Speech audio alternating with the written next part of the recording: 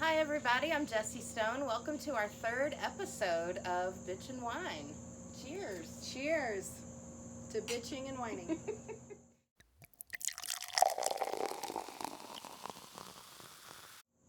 So my guest today is Jay MacDonald. She is one of the creators of the Waynesville Yoga Studio, correct? Yes.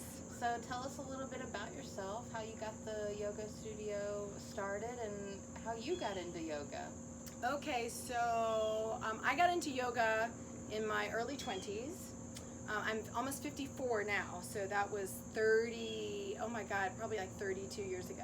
You look amazing. Thank you. I'm mentally still 24 in some ways. I'm still surprised I'm an adult all the time. Aren't we all? And I got into it because of a back injury. So I decided, I don't know if you heard this on one of my podcasts, I know you've listened to a few. So I thought it'd be a really good idea when I was 23 to sneak into a country club. And so I climbed a big chain link fence and I got caught by the security guard. Apparently it's frowned upon to get into a country club without being invited. So he made me go back the way I came in. So he made me climb back over the fence to leave. And so I was so nervous, and I was wearing a skirt, and he's like standing there. So I'm like, you perv, you're totally looking at my skirt. So I was so nervous, I like flung myself over the fence, and I landed really hard. And I felt a jar go all the way up my spine. Long story short, I woke up the next day, could not get out of bed. Literally could not get out of bed. It scared can we say bad words on this podcast? Is this PG-13? Sure. Scared the shit out of me. And so I ended up calling my mom, and I made her come get me. I couldn't straighten up. I was at a 90-degree angle. Couldn't even lay down to get x-rayed. Long story short, I had degenerative disc disease in my low back at 23. I don't know how that's possible. And I just basically messed up my back. And so they sent me to PT. And I think PT is awesome. I just didn't have a particularly great experience when I went. And basically they told me all the things I couldn't do. And long and short of it is, I found myself in a yoga class. Because my friend was like, you need to go to yoga, it's going to really help your back. And I was really, really resistant to it. The first class I walked in and I was like, I'm not chanting anything weird and I'm not taking off my socks. I don't know what my problem was with taking off my socks or chanting, but let me tell you, since then I have taken off my socks and I have chanted and I've been just fine. Love it all. So that first class, I remember going in and just being like, what is this? I don't, just having this monkey mind.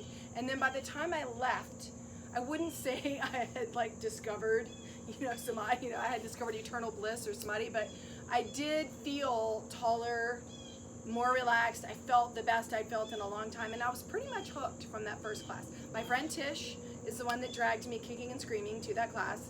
And I had a podcast with her recently. We were laughing about that because it's so ironic to me that something I was so resistant to doing is now one of my big passions in my life. Well, and we all need a friend to drag don't us we kicking all need, and yes, screaming. Yes, to where bitching we and need to whining be. all the way All the into way. my first class. So anyway, so that started a long journey. And then I will say I got out of it briefly when I had kids and my back problems came back. And that's when I recognized, okay, like this is not something, I think we tend to think of some issues where I'll just fix it permanently and then I'll just move on. And some issues in your body don't work that way. And my back does not work that way. So my back problems came back. And I found myself with a toddler and an infant wearing the pregnancy belt after I'd had my baby because I couldn't stand up and I remember just bawling, being like, I can't live like this. It was I was hormonal and it was just a really rough moment. And at that point I decided, okay, like I don't want to live like this. Right. So that's when I kind of got back into yoga and I haven't really gotten away from it since. And I mean, and my yoga journey's changed a lot in terms of, how much time I have for it. But it's a journey. It's always there when you need it. It is a journey, and I got into it for the physical part, but it's become much more than that to me. That was. I do find that I have a lot of people who come to yoga that are in really good shape in other things, but then yoga is really hard for them. And then you see people who yoga is really easy for them, and then other things are hard for them. Yeah. So what I try to tell people in terms of wellness, because yoga to me should be more about wellness than aesthetics. So if you're really trying to achieve wellness, because that's the topic of our little conversation here, is you want to have that balance between medicine and dessert, is how I kind of frame it. I loved how you talked about that on Yeah, and I feel like people understand that pretty well because we're attracted to what we're good at. Right. Right? So a lot of yogis, surprise, surprise, are really flexible. Why do you think that is? Because they're good at it. They're good at being flexible, so don't we want to, it's like, who wants to do what you're not good at? Nobody. So I tell people, like, do whatever you love. Like, if you love to run, if you love to lift weights, if you love to hike, if you love to do yoga, fine, do that. But make sure you have balance between what you need and what you want. So a good example of this is I love a vinyasa flow. Vinyasa flows are my jam. I love to move. I love to kind of lose myself in the rhythm of a vinyasa class. That's my jam. That's my dessert. Yin is my medicine, okay? And I will tell you, restorative used to be my medicine. Now it's my dessert, but I didn't get restorative at first. Tell us about Yin. So, all right, so Vinyasa Flow is more of a movement-oriented class where you do like sun salutes and you kind of move through a series of poses and there's a link. So there's a fluidity to Vinyasa and it's usually a little bit different music.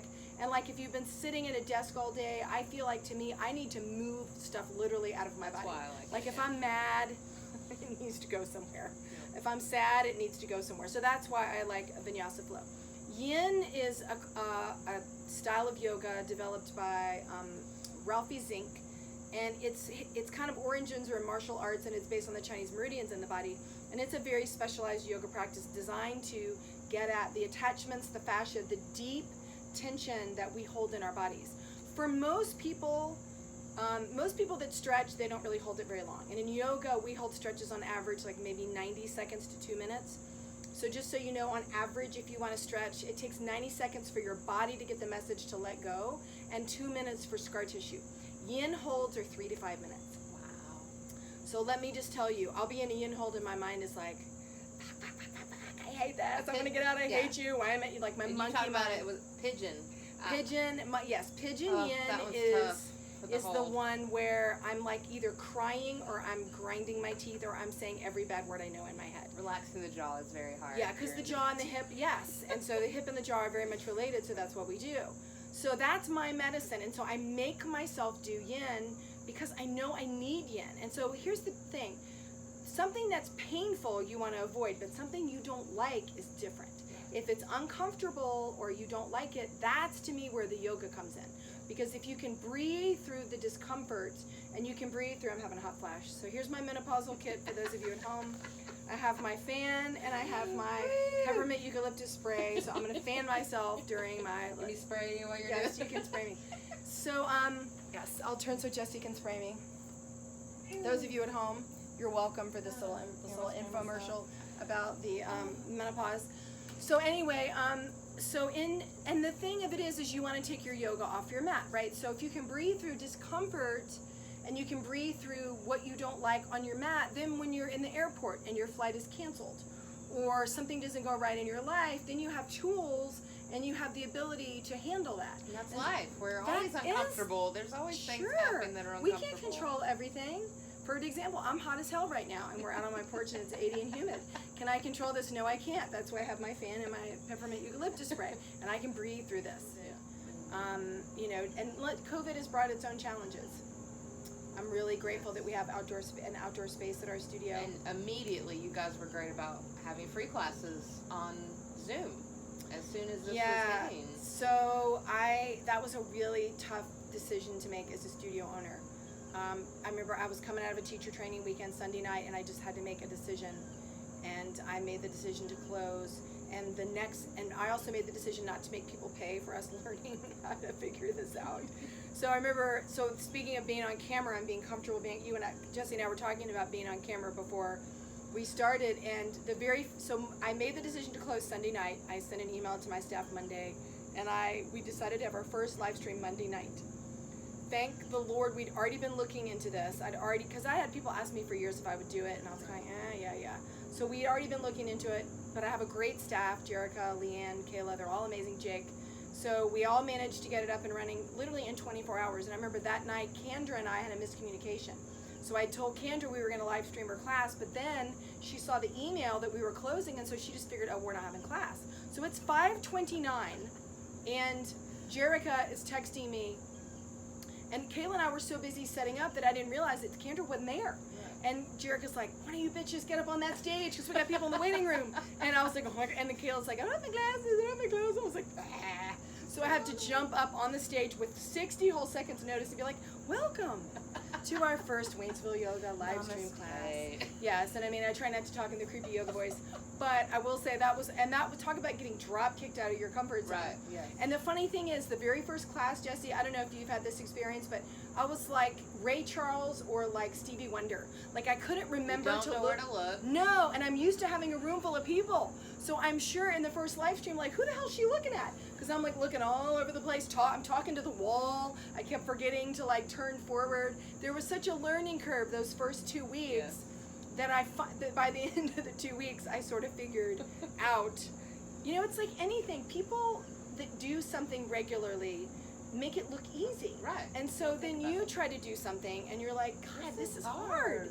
And so I have a whole new respect for anyone that's on camera, any influencer, anybody who does anything on camera.